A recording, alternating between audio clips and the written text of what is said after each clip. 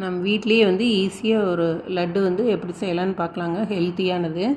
அதுக்கு வந்து ரத்தசாலி அரிசி, கருப்பு கவுனி, சிவப்பரிசி, மாப்பிள்ளை சம்பா, கருப்பு எள்ளு இதெல்லாம் வந்து நல்லா கழிஞ்சு ஒரு துணியில் வந்து வெள்ளை துணியில் வந்து நம்ம போட்டு நல்லா உணர்த்தி எடுத்து வச்சுக்கணுங்க.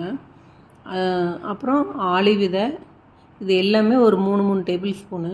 ஆளி விதை, சியா சீட்ஸு, மக்கானா, பூசணி விதை இதையும் எல்லாமே போட்டு வறுத்துக்கணும். நல்லா இதாக வச்சு மீடியம் ஃப்ளேமில் வச்சு நல்லா வறுத்து எடுத்துக்கணும்.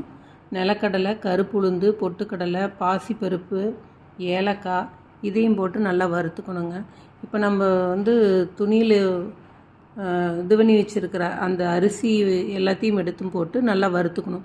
நம்ம வறுத்துட்டு எடுத்து நம்ம கொஞ்சம் வாயில் எடுத்து போட்டு பார்த்தோம்னா அது வந்து நல்லா இந்த நம்ம பொரி மாதிரி நல்லா இதாக இருக்கும்.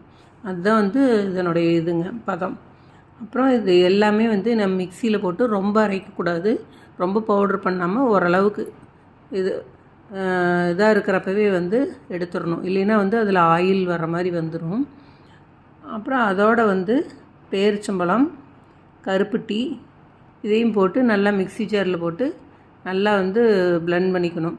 பண்ணிவிட்டு நம்ம வந்து இதையெல்லாம் ஒரு பவுலில் போட்டு நல்லா கலந்துட்டுங்க.